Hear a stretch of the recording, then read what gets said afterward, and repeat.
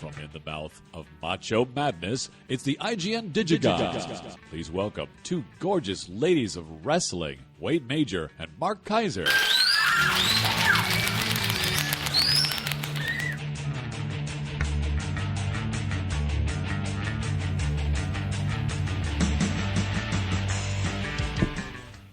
One of our very last intros, Bob. Lance Horatio Taylor, and thank you. Yeah, thank you. We only got 5 left. Oh, So- I ate too many peanut butter cookies. They're pretty good. Mark actually made some peanut butter cookies. They're not bad. They were good. But I made about 20, And you ate Like 18 2 days of them? ago. Oh, yeah, well. and you just ate one. So All of right. the 20, you ate one. I ate 19. Okay. See, what Wade doesn't realize that when I kill over from a heart attack in about 6 months, he'll be doing this show by himself. Oh, my. I never really thought about You that. didn't really think it would happen? No. Once I keel over, who's going to do this thing? Who's going to do this podcast? I'll have to pull one of our listeners in.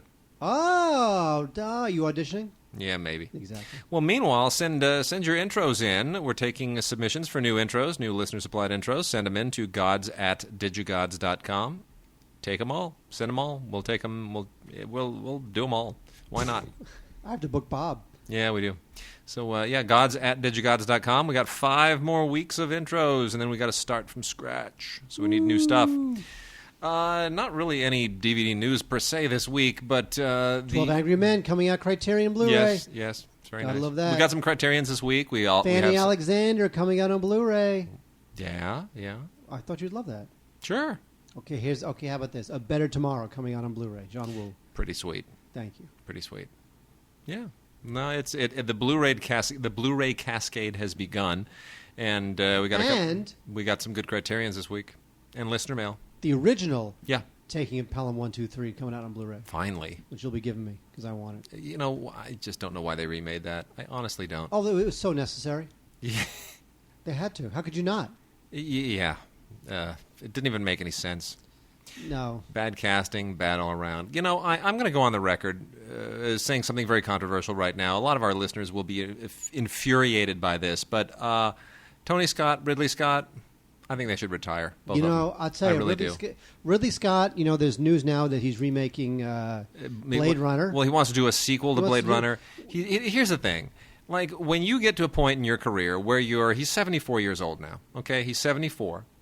And he's gone back to the well. He's doing a prequel to Alien. Now he wants to do a sequel to Blade Runner. He wants to make all of his movies in 3D. It's like, you know what? At a certain point, that's like, what really? Now for relevance, you're saying, I want to use just the stupid hip new technology, and I'm going to go and I'm just going to recycle the movies I made when I was in my 40s because I don't have my mojo anymore. At that point, you got to just step back and just say, it's done. I'm done. I'll retire. I mean, it's true. I really look at that. I wonder if there's something psychological, he's got to revisit his childhood, or he's got to. There's something going on. It's like deeper than just the movies he picks to make. Well, look at what he's done over the last few years. It's terrible. It's been terrible. I mean, he's had a string of bombs for the better part of. I mean, apart from American Gangster, that was really the last decade has just been stale for him. Everything post Gladiator has been catastrophic. And it's funny. I guess now at this point, he's given up trying to win an Oscar. Yeah, clearly. And he's going to go back and revisit his greatest triumphs. But Tony as well. I mean, Tony is just going through the motions now. And look, I liked the train thing. Yeah, I did too. But it's still, as I've said many times, it's not a story. It's an incident.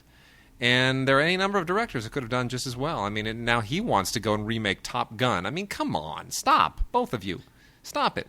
I don't know if free us from scot-free. Exactly. Is that indicative of just a lousy material that's floating out there? That he'd rather remake something he did 30 years ago than make something new? What? There's lousy material floating around out there, but for crying out loud, when you're Ridley and Tony Scott and you run a company like Scott Free, you have your pick of the litter. You can actually say, let's do this or let's do that. And they're just not, they're out of it. They've lost their mojo. All right, let's move on, and we got a giant stack here of a lot of great PBS documentaries. Oh, great! So I'm going to go what? cook up some more cookies. Seriously, I'm going to blow through this, just like last week with the kid stuff, because there's a lot of great stuff here, but it doesn't warrant extensive mention, just because I've kind of culled through the cream of the crop. And these are the ones you're going to want to get into. PBS, there used to be WGBH, which funds a lot of PBS stuff. WGBH Chicago used to release their own DVDs, and then there was PBS Distribution. The two companies merged, and now we're getting this just regular supply of terrific PBS documentaries every week. This is one from Frontline, WikiSecrets, Julian Assange, Bradley Manning, and WikiLeaks. Really super timely. Frontline is always right on the cutting edge. If you've just kind of been all over that Julian Assange stuff, it's really very interesting. This is it does what the evening news and what the 24-hour news channels do not do, which is takes its time, gets into the meat of the story, uncovers all of the details. Whoa! I have no time for that. I just want to know what the deal is in 25 seconds. I want to know why it makes Obama look bad, and I'm happy. There you go. Exactly. Another one. This is on DVD and on Blu-ray. I'm going to heavily recommend the Blu-ray on this. This is from the series Nature, Salmon Running the Gauntlet. And, salmon are, I know you're thinking, fish, really? I want to watch fish on Blu-ray. Why not just buy an aquarium? No. Salmon are really a very interesting fish. And this is not for, birch-chewing, tree-hugging eco-types. This is for everybody because salmon are a vital part of the North American ecosystem. And this is just beautifully, beautifully photographed, very educational, extremely interesting. And it explains precisely why salmon are not just important, but why they're kind of a great sort of bellwether of how the environment is doing just in a general sense. Got some stuff here from the Secrets of the Dead series, China's Terracotta Warriors, which I always enjoy anything to do with Terracotta Warriors, because it's one of the great archaeological finds of the last 100 years.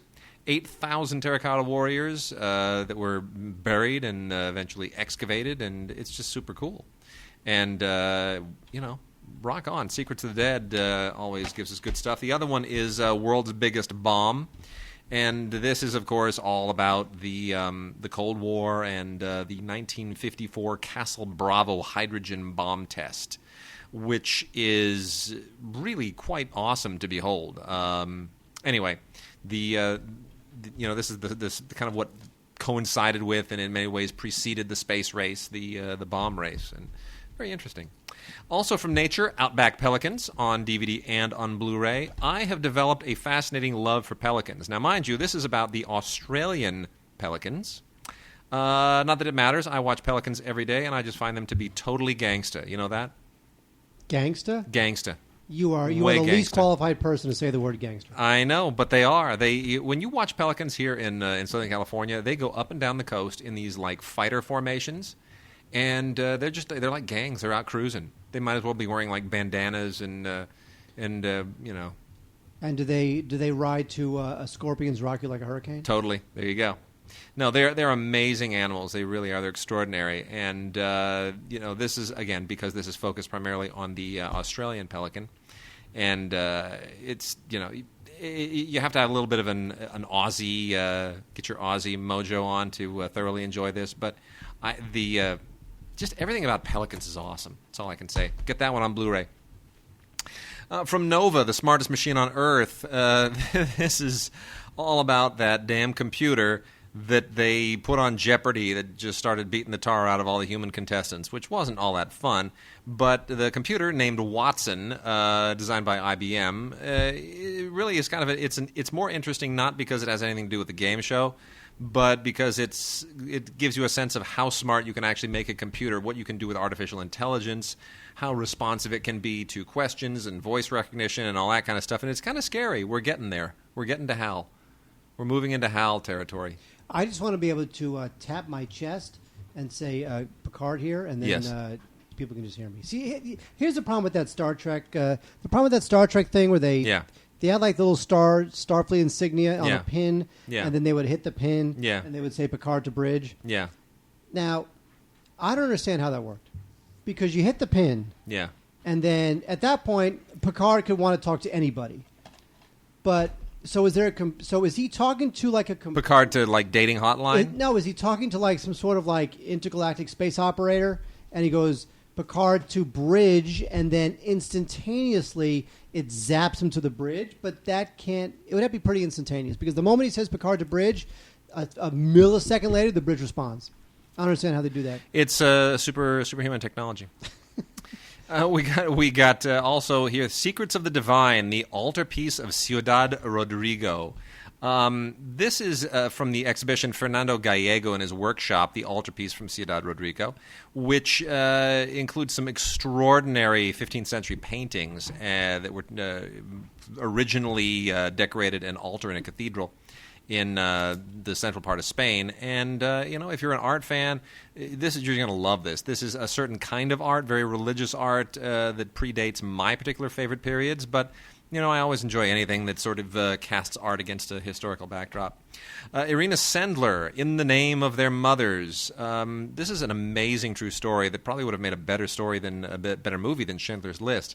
This is about a bunch of Polish women who, all these stories about people who managed to save Jews during the Holocaust. Every one of them is extraordinary in its own way. They're just, every single one of them should be made into a movie. They really should, and this one in particular. What these Polish women did to outwit the Nazis is absolutely extraordinary, and I'm surprised no Polish filmmaker managed to do this. Obviously not as a quantum achievement as what Schindler did, but, nearly 3,000 kids were rescued because of what these women did, and it's a magnificent story, very touching, very moving. Also from Nova, two very, very cool Nova titles here. Venom, Nature's Killer. I hate snakes. I hate snakes as much as Mark hates bees. So this was a little bit cathartic, and I got to tell you, I learned more than I wanted to about Venom. And then the other one, which they busted out as fast as they possibly could, Japan's Killer Quake. This is, of course, super timely. Japan is still suffering the aftermath of that quake and that tsunami, and I know this was covered to death, but you would be surprised at how little of the coverage actually gets into the details that Nova does there. Let's see, what else? I'm going to blow through some of this. American Experience. George Washington, the man who wouldn't be king. Not superior to any other documentaries on George Washington, just very, very thorough, very, very interesting, very solid. George Washington has kind of faded from the historical limelight a little bit in recent years, so it's nice to see him brought back. My Vietnam, Your Iraq is pretty potent stuff. This is not part of any particular series. This is an original production for PBS. And it draws an analogy between Vietnam and Iraq and the politics and the sociology and how they're different and how they're the same. And, it's nice because that analogy was brought up so many times. It is a quagmire. It's not a quagmire. Everybody was always getting all bent out of shape about how it's another Vietnam. And they're not the same, and yet they are. And this is an objective way of drawing that analogy. Secrets of the Dead, again, lost in the Amazon, a little less enthralling than the other ones, but it's nicely narrated by Liev Schreiber, whose voice I always appreciate. This goes back to a 1925 Amazonian expedition between Percy Fawcett involving Percy Fawcett and his son Jack and his son's best friend, looking for a lost city in the middle of the Amazon, and what happened and what transpired in the wake of what happened is fascinating, and I'm surprised that they never made this into a movie either. It's super dramatic. Getting to the end here, Mark. Nature Bears of the Last Frontier. This is a Blu-ray DVD combo, and I like bears. I like polar bears, I like grizzly bears, I like black bears, I even like Mark. I'm not a bear. You're a bear. I'm a doggy. Yeah, well, whatever. You know what? Get this combo. This is great. It's Blu-ray and DVD. I don't know why they don't do all of their stuff on Nature, because all the other stuff on Nature we always talk about, it's just so much better on Blu-ray. So you can get both for the same price here. But no, it's just an absolutely wonderful look at a very misunderstood animal, because bears are. Everybody's always... Bears are mean, man. Someone just got eaten by a bear. Yeah. A couple of weeks ago, there was that huge bear attack. Bears get hungry, too. That's true. When I'm hungry, if a fat burger wanders in front of me, what, am I supposed to let it off the hook? But the fat burger's already dead. Bears just have different standards. Stupid bears. Anyway. No, this is great. Black bears, grizzlies, and polar bears. A wonderful look at all three of them with some amazing photography. And then we got three on the high end of stuff, three little box sets here. 4 programs on brain fitness. This is volume 1, which means you're going to get even more. This is important if you've got any relatives who are suffering from any kind of brain illnesses, neurological diseases, dementia, anything of the sort. you really want to get this. This is not just for entertainment. This is really medically and physiologically important to know about all this stuff, because the brain is the kind of the last frontier of our knowledge. We know more about space and the oceans than we know about the brain. And then Mars, the Red Planet. This is from this is a Nova PBS Explorer collection. 4 different discs in this, 4 different shows. Can We Make It to Mars? Is There Life on Mars? Welcome to Mars and Mars Dead or Alive. All have been previously released, but as we're preparing to send another Explorer to Mars, you want to get your Mars on. You want to know all about that damn planet, because we're about to discover people living under the surface. No, that's not true. We will. Although some Russian scientist last month said that he thought that aliens would make themselves known in the next 20 years. Yeah, I was also reading about how some environmentalists think that aliens are going to destroy us because our greenhouse gases are threatening the universe. That was a weird little... That was bizarre. Did you read that? It's like, yeah, really? Seriously? You want people to take you... Oh, come on. And then the last one, Dogs, Man's Best Friend. Stupid dogs. And you have to say the title that way. You don't say Dogs, Man's Best Friend. You go Dogs, Man's Best Friend. So dumb. From the PBS Explorer collection. Also Everybody 4 hates shows, 4 dogs. discs, previously released. How Smart Are Animals, Dogs Decoded Through a Dog's Eyes, and Dogs and More Dogs. If you're a cat person, you probably won't get as much fun out of this. I like dogs and cats. So do I. They're both very stupid. There it is, Mark. Blew through them. Rock and roll. Oh, you're done. I'm done.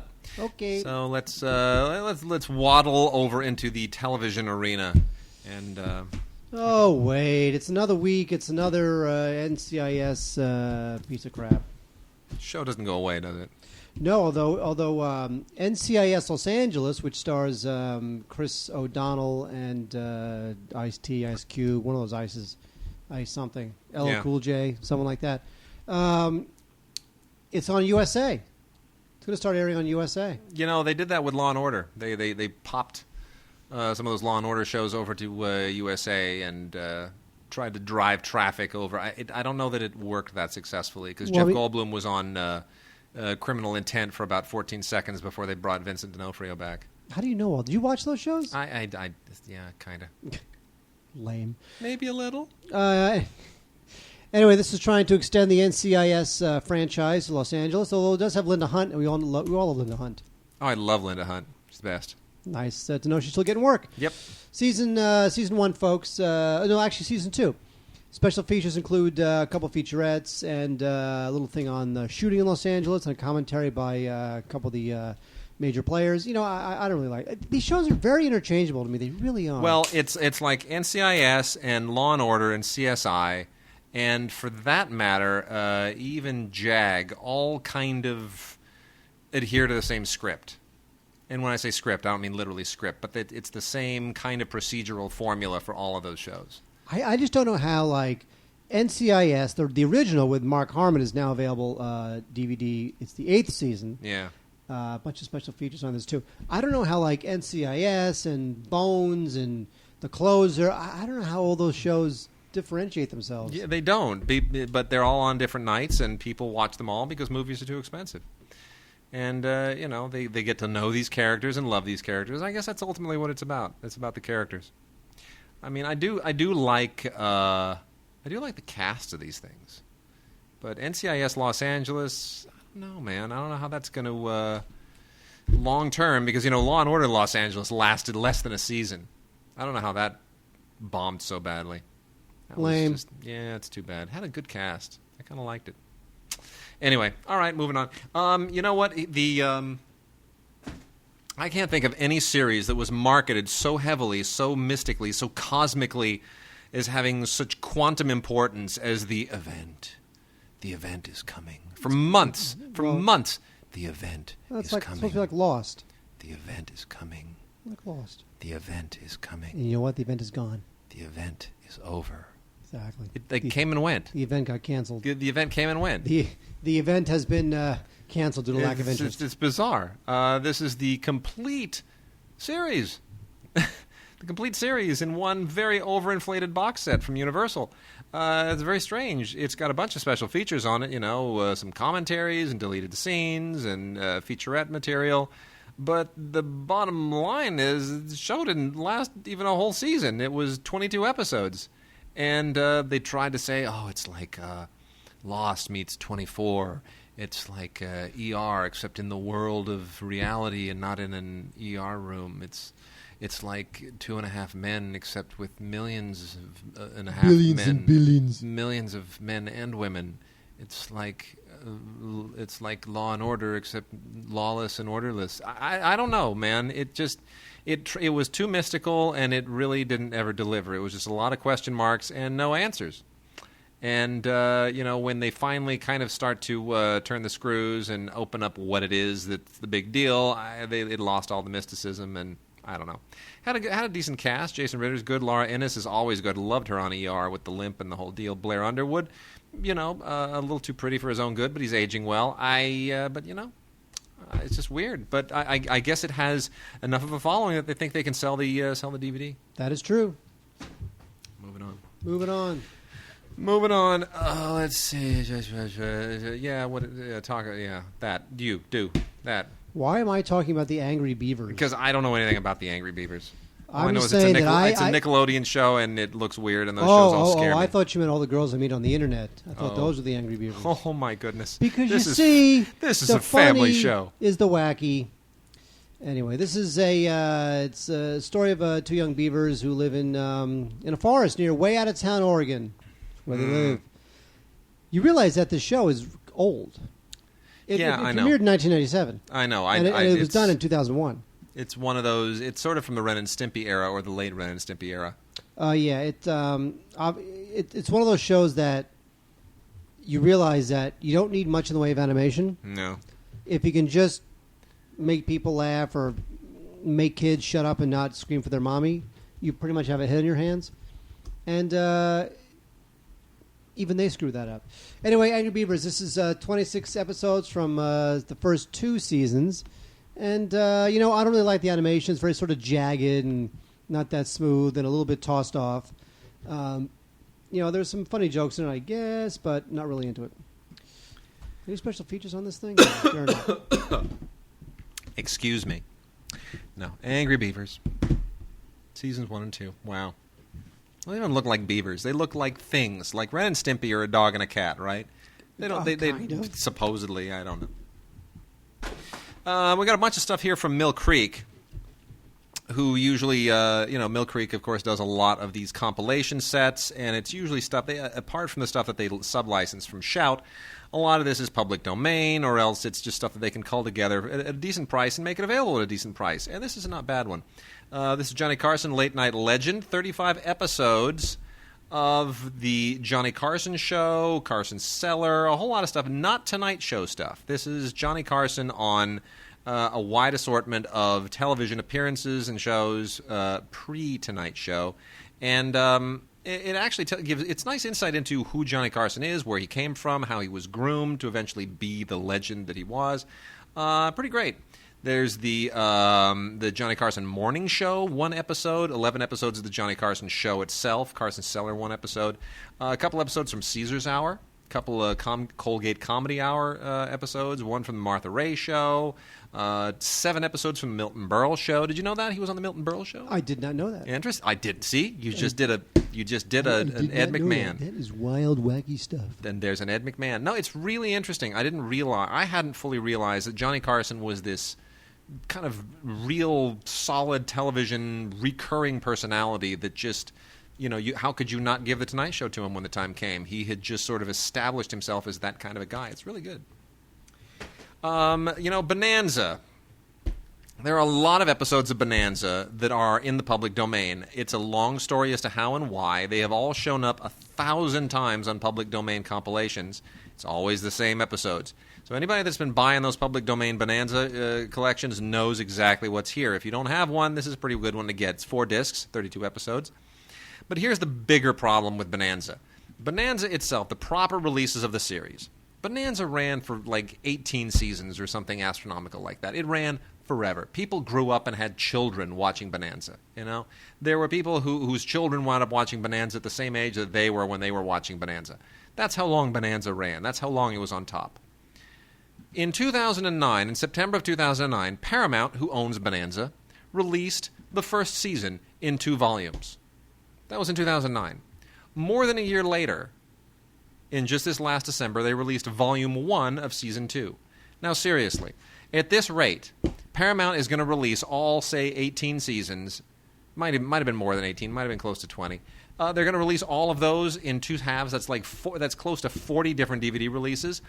I'm going to have great-grandchildren by the time they get all the episodes of Bonanza on DVD. DVD is going to be an obsolete format. What the hell are they waiting for? It's like Gunsmoke.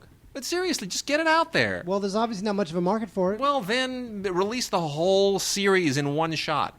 They got to figure out what they want to do. I mean, charge $1,000 for it, but at least make it available. Otherwise, it's going to take forever. If you release the whole thing in one shot, in $1,000 box set, and 5 people buy it, that's probably more money than you would make progressively over time. At least make it available then on Hulu or Amazon or iTunes or something, Netflix, something. Just get it out there. Let people watch their old Bonanza episodes. It's not like they're in syndication anymore. Lucy, A Legacy of Laughter. This is about close to 3 dozen episodes of the Lucy Show. Not my favorite show, I got to admit. Now, Lucy it was the 100th anniversary of Lucille Ball's birth. Yeah, well, a while ago, and there's been a lot of celebration. Yeah. The interesting thing about this is, I think there may be a legal proceeding because they don't actually say this is from the Lucy Show. They say Lucy, A Legacy of Laughter, 30 episodes. And they don't actually say it's the Lucy Show. They never say the Lucy Show. And I'm wondering if there's some copyright thing that they're trying to get away with. Anyway, this also is like the Bonanza stuff, public domain. Hasn't been, it's not great quality. You can get all these episodes separately from a million other vendors, but, if you don't have it, not a bad place to start. More of that stuff here from Family TV Classics. This is a potpourri a real potpourri of stuff from a lot of TV shows that Mill Creek has just kind of thrown together. It's a nice little trip through memory lane, a very golden age of television. Petticoat Junction, Milton Berle Show, Buster Keaton Show, The Dick Van Dyke Show, The Ed Wynn Show, The Adventures of Ozzie and Harriet, Lassie, Sea Hunt, all this stuff. I mean, for a few bucks, you get 45 episodes of a lot of different television shows from the golden era. This is kind of fun. It's something you throw on in the background so that your kids know what good television actually was once upon a time. And the last 2 of these, Jack Benny and Betty White, 2 of the funniest people who've ever lived. Betty White was one of the funniest people who ever lived? She was, well, Come what? On. Okay. One of the sweetest people who's ever lived. I've never met her. I don't know that. By the way, she might be a whore for all I know. Did you know that that the AARP, the Association for the Advancement of Retired people? Really old people, exactly. When you call them now, not that I call them for any reason, but this is just a bit of trivia. Did you know that their entire messaging system, it doesn't consist of an operator saying, "Thank you for calling the AARP, please hold." It consists of messages like, "Hi, this is Betty White.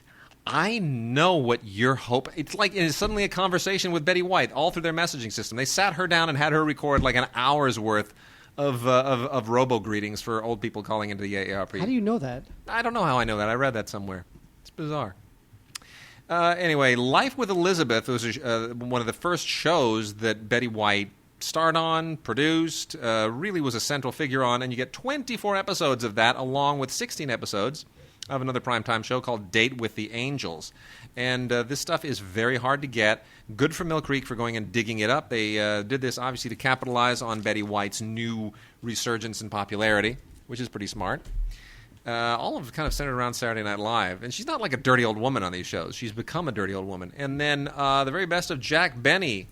This is 39 episodes, 21 hours of Jack Benny Show brilliance. This is just Who great. doesn't know that was from Jack Benny? Man, I love Jack Benny. He's just absolutely fabulous. But what I don't understand is the description here on this. They talk about him having a perpetual age of 39. I'm sorry.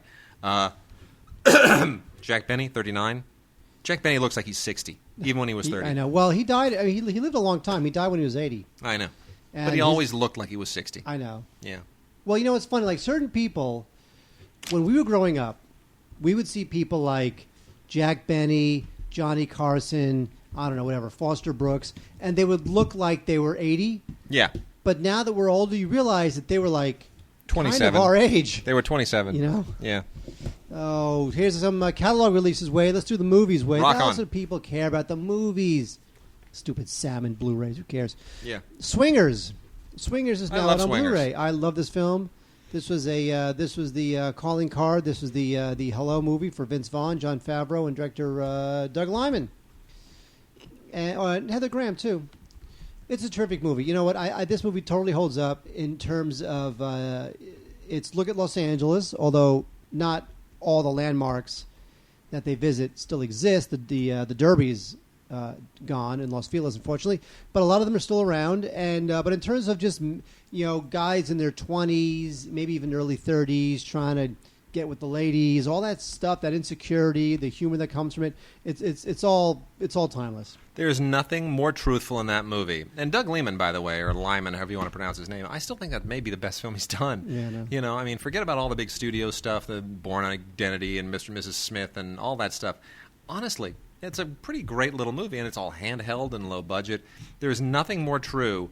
Anyone who's lived in Los Angeles and ever driven to Vegas knows exactly how that trip goes. It starts off exactly the way it starts off in that movie. In the car screaming, Vegas! Vegas! And flash forward 3.5 hours, and you just want to go to sleep. 3.5 hours. 4 hours. 5 hours. 5 hours. You're just beat all to hell. That's from right. That long trip. Oh, I do love that movie. Anyway, it does look good on Blu-ray. Who cares? It's worth an upgrade. Come on, get some. Yeah. Swingers. Actually, we have 3 catalog Blu-rays, all with one name in their title, Wade. Oh, that's interesting. Not really. It's just a No, thing I that get it, happened. right. We have Swingers, and now we have Rounders. Rounders is a movie that I really wanted to like and was really interested in, and seemed like there was a lot of dramatic possibilities in young guys playing, poker, high stakes, whatever. Yeah. It didn't really come together for me. It's intermittently engaging. I like the film. I don't love it. I'm not sure why I don't love it. I like Matt Damon in it. I like Ed Norton in it. I like just about it's a very strange film for me because it's usually when I'll see a movie and I love it, I know why I love it, or I'll see it and I hate it and I know why I hate it, or it doesn't work, but I know what doesn't work. This is one of those movies where I saw it and I thought, I don't know why this movie doesn't work. Like, I like all the pieces, I just don't like the sum of the parts. And I still, for the life of me to this day, I just can't figure out why it doesn't work. Like, if I had to review this film, I would just throw my hands up and just say, I have no idea how to review this film. And that's happened to me maybe 3 or 4 times in, 20 years. I just don't know. I don't know why it doesn't quite work for me. It's a really good film. It's really well made. I would probably not mind watching it again, but for some reason, it just leaves me cold. Well, this was John Dahl. Yeah. And John Dahl, at the time, he was kind of a hottish guy coming up, trying to get it done, and John Dahl is now basically dead. Yeah, it's sad. Dead. That's Anyway, TV. it's all about compulsive gambling and about the hero who gambles away his money and his law degree and all sorts of stuff. And there's a lot of drama inherent in gambling in terms of whether you win or lose, but somehow I didn't find this movie all that dramatic. Anyway, special features, audio commentary with the director and the screenwriter. This is all ported over. And a couple behind-the-scenes featurettes, and that's Rounders. Finally, Bruce Willis has had a very interesting career, and he makes a lot of great choices, but he really does make a lot of crappy choices. One of them is Hostage. Boy, I have an interesting story about this, but go ahead and carry on. Really? Yeah, I do. Go on, but do the spiel. This is a movie About a hostage situation. about a hostage And Bruce Willis goes... situation. Yeah, well, Bruce Willis plays this, he's this hostage negotiator, and he winds up quitting, and he becomes a police chief of a small town, and there's a crime in the town. He's got to figure out who did it. And, I have to say that... Pollock's in this film. He's not bad. I know, Kevin Pollak is in this movie. He's not bad. It's tense at the beginning, and then I feel like it becomes a little too schematic, which I guess is fine if you're just going to watch it on a random Tuesday night. Here's something that's interesting. This film was directed by a French director, Florent Emilio Siri, who's actually a very, very good director. And I did a Q&A with him at Corcoa a few years ago when they showed one of his very, very first films. And it's interesting because, Ben Foster plays the baddie in Hostage. And one of the interesting things about it, and Siri has done, not a whole lot since. He made a film in 2007 called L'ennemi intime, The Intimate Enemy, and which is really quite good, actually. But what was interesting about Ben Foster being in the film is that Ben Foster bears a striking resemblance to Benoit Magimel, who is kind of his alter ego, kind of a series alter ego in some of his earlier films. And the interesting question was, I don't remember if I asked this or someone from the audience asked, but they're like, is Ben Foster like a surrogate Benoit Magimel? And he goes, oh, yeah, absolutely. Like, if I had done this film in French, it would have had Benoit Magimel play that part. That's really impressive, Wade. Isn't that a great so story? Many people are impressed with it. I know. Anyway, Thank you, ladies and gentlemen. Thank you. Mwah. Anyway, as I realized that I reviewed this for Box Office, and I look up my own review from how long ago? From 6 years ago. I remember when you saw this and you were utterly unimpressed. You even called me from the way back. I know. Well, because you know what? It starts out. Here's the thing. This guy, he's a video game director. He directed the Splinter Cell video games. Yeah. And so the opening of the film looks like a big video game. Yeah. And the setup is okay. But then the actual hostage taking is kind of increasingly lame. It sheds IQ points at an alarming rate. Well, it's one of those things that feels that it has to one-up itself constantly at the end. Like, you can't just kill a bad guy anymore. You have to shoot them, set them on fire, drop them 14 stories, then have some kind of a giant cybernetic organism stomp on them, and then they're still alive. It's like you can't... Everything has to be super invincible. A couple of releases from Disney that I'm not terribly fond of in either case. Oh, we need Wade. Well, let me. I'll get. This. Yeah, I'll get to that in a second. We need it like we need a hole in the head. Phineas and Ferb, the movie Across the Second Dimension. Boy, I wish everything in 3D actually was across the second dimension. Phineas and Ferb is one of those animated shows that obviously came out of a pitch meeting for a television series, and they just figured, we got a slot, we got to fill it with something that's as good as anything. I don't really know why this ever even got to square one, but here it is. They not only got to square one, they got to square full feature-length movie, Phineas and Ferb. This is a DVD and digital copy. I guess this is all part of the Spy Kids fallout and the Kim Possible fallout. Everything has to be all kind of sensational and spy-ish and whatever for kids. Even more useless is Bambi 2. Just the title should make you cringe, for crying out loud. Bambi 2? Really? Like snow? It's like a joke. It's like a joke. Oh, Bambi 2. Well, Bambi goes to college and gets an MBA and then decides to... Bambi 2, the Bambiting. Yeah. The revenge. Yeah, it's like Snow White and the Eighth Dwarf. Whatever. It's like an SNL skit. Although, you know what? Actually, it really is. It's like something that Smigel would do. There is a one piece of history attached to this film. I know. This film, right? Yeah. There's the greatest span of time between an original and its sequel.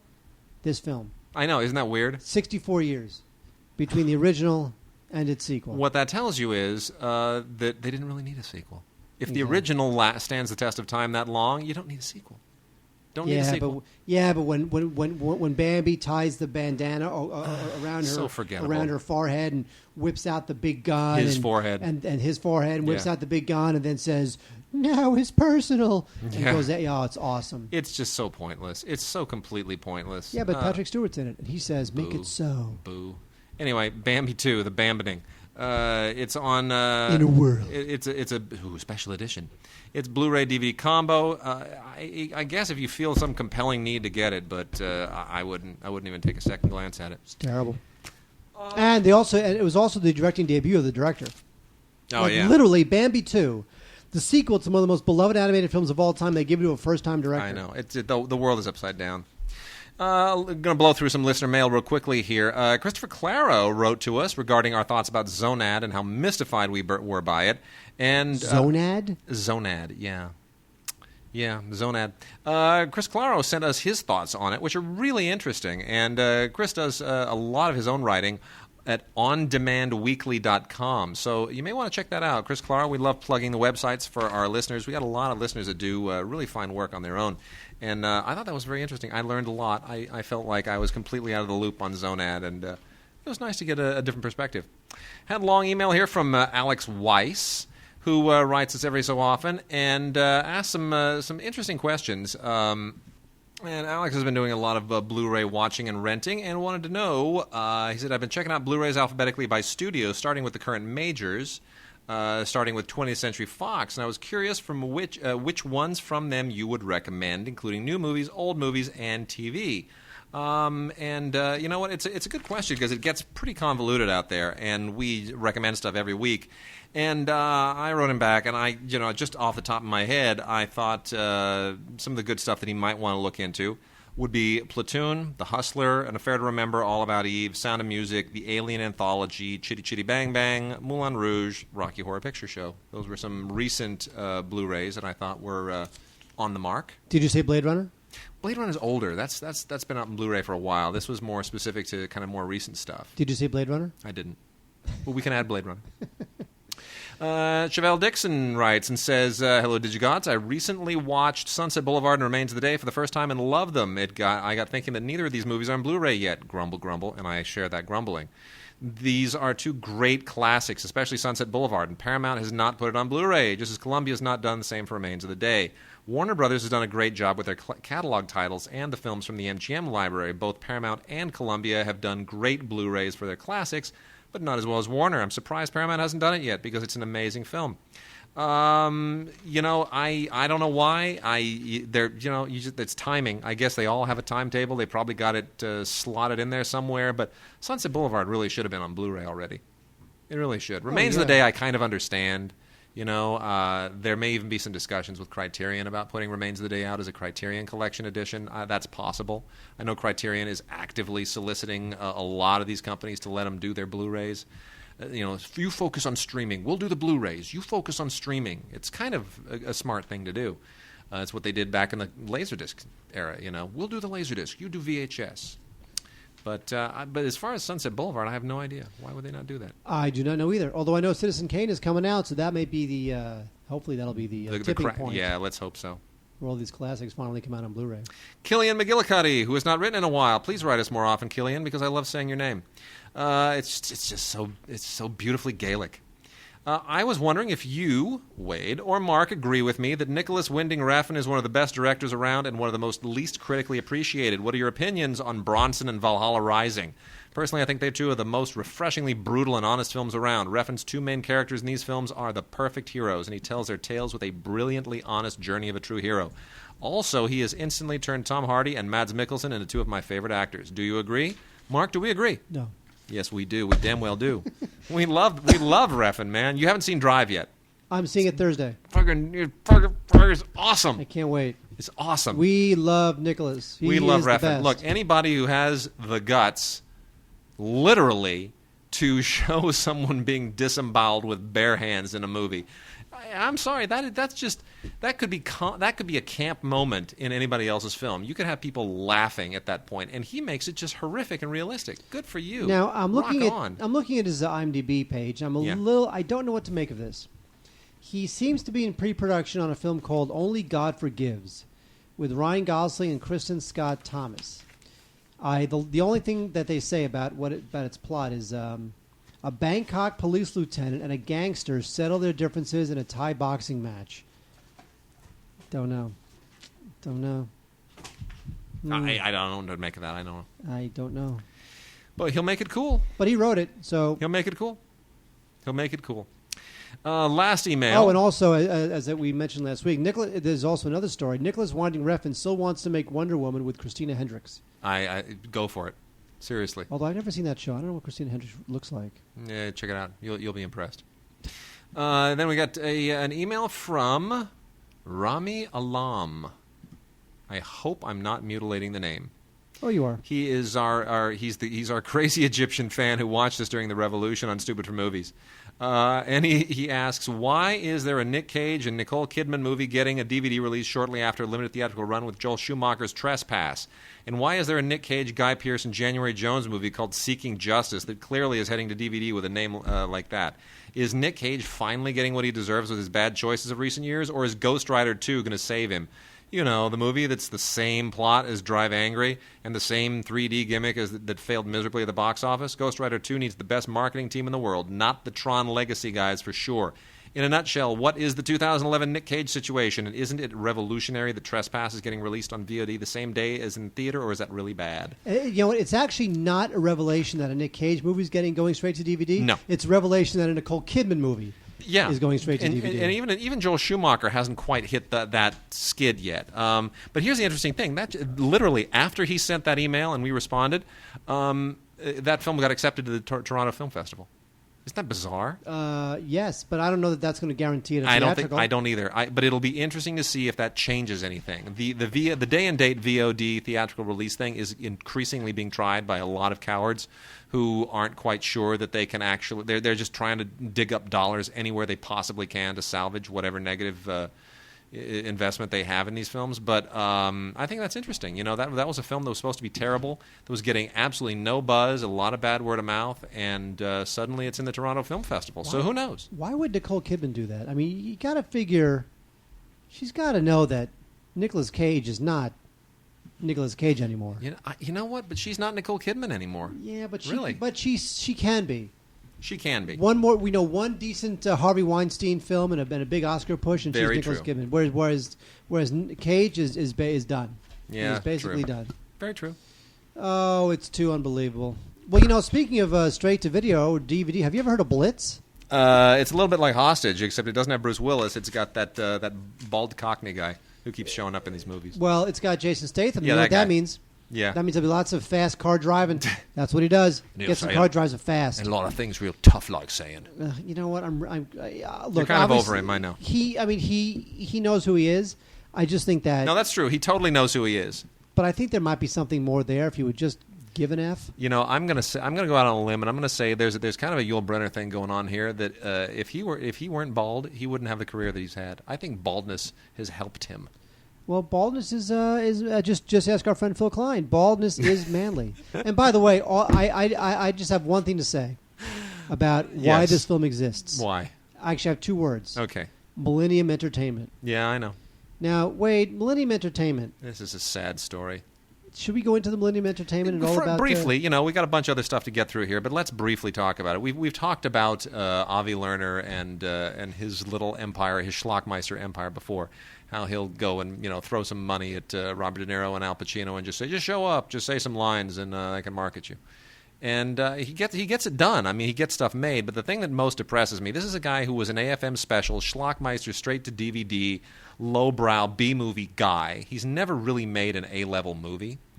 And Mark Gill is now running his company. New Image Millennium. It's both companies, New Image and Millennium. And I don't really know where the dividing line is. But maybe Mark it's Gill, a good thing. But look, Mark Gill, this is the guy that ran Miramax, then went to Warner Independent, and then when Warner Independent shut down, he opened up his own company, and then they couldn't keep it afloat because they had cash flow problems because of the economy tanking.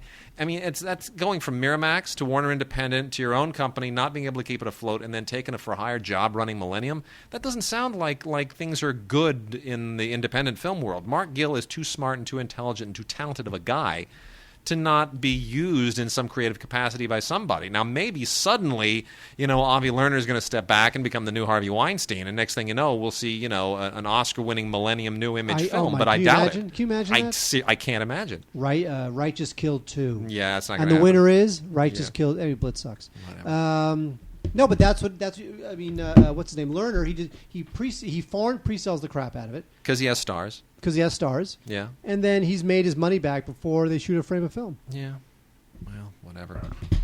All right.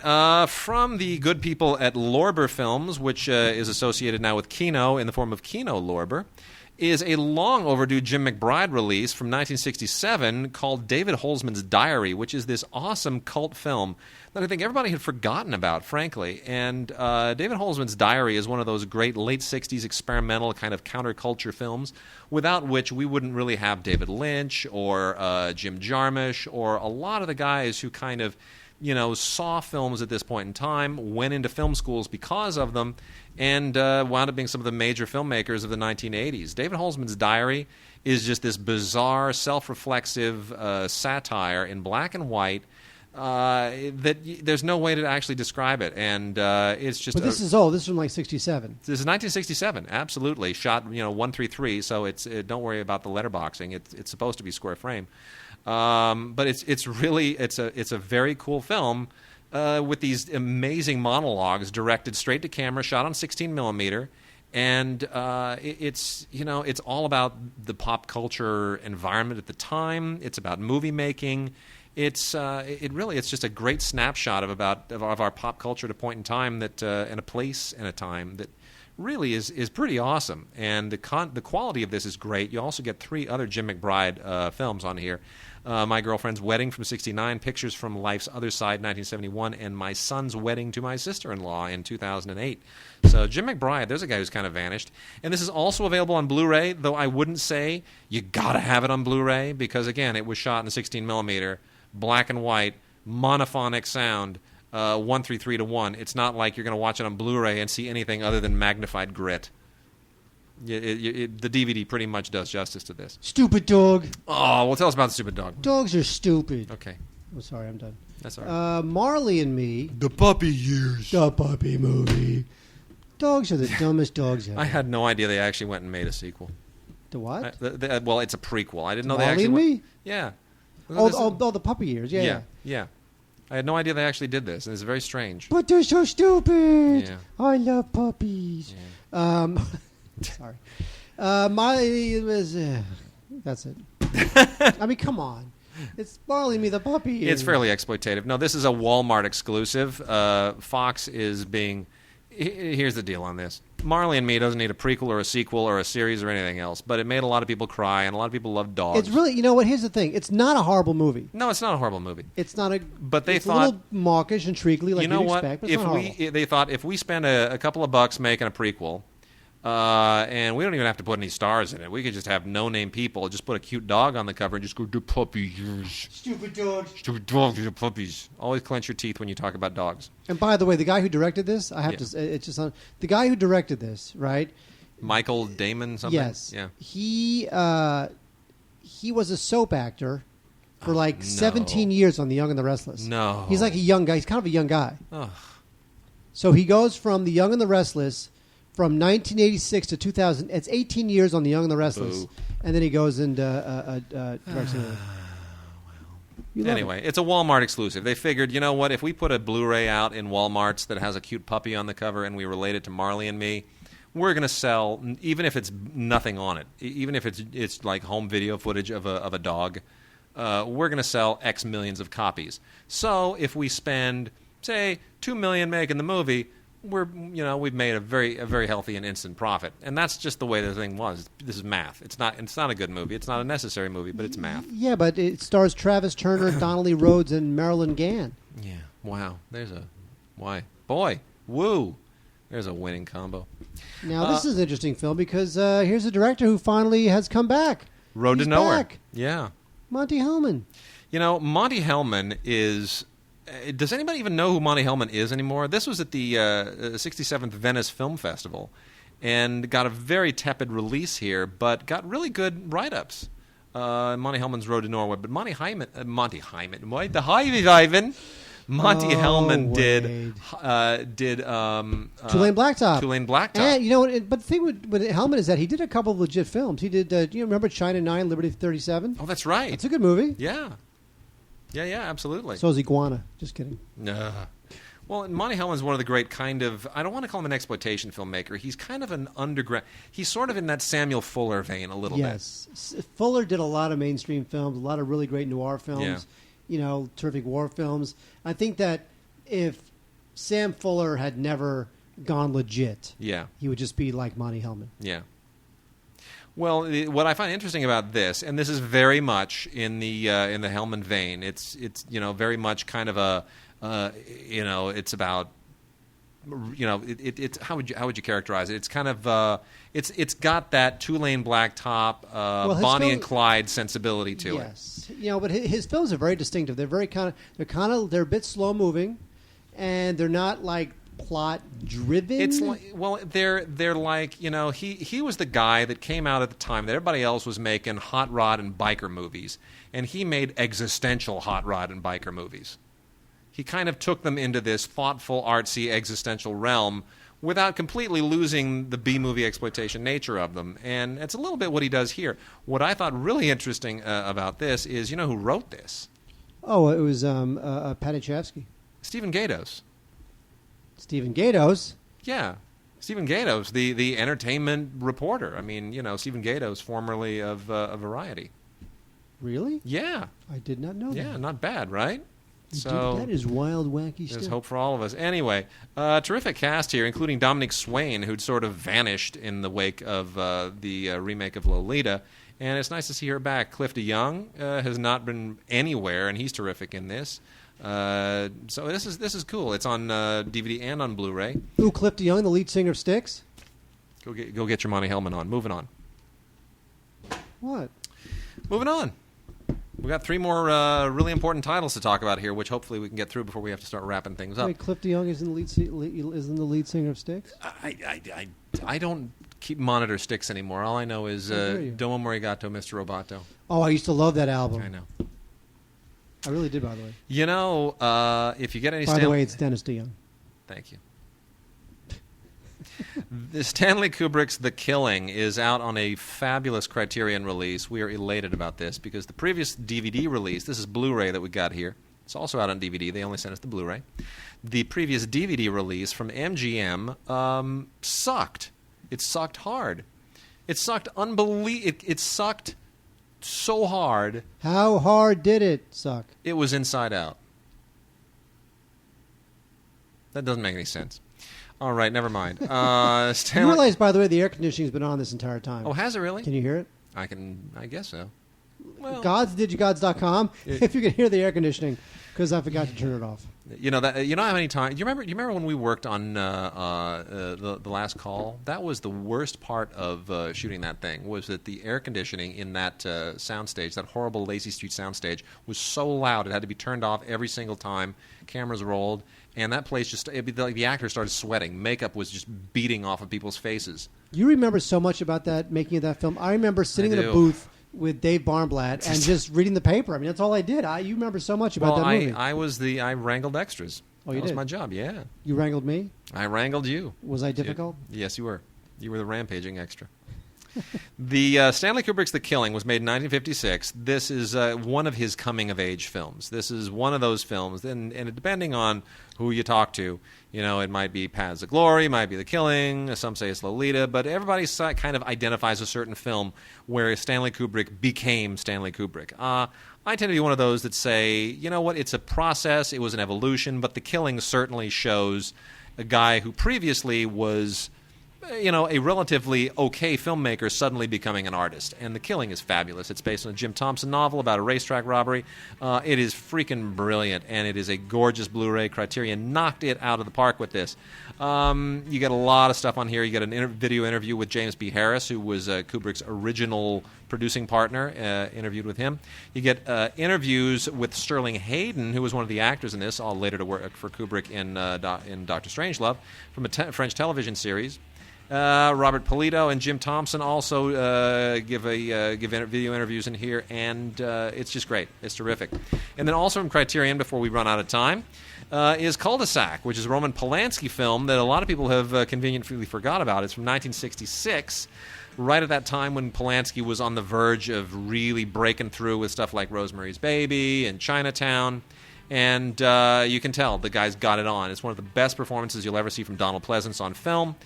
He stars with Françoise Dorléac as a couple who they basically have to deal with this horrible home invasion robbery with this guy played by Lionel Stander, the same Lionel Stander who played the chauffeur on Heart to Heart. Yeah. Yeah.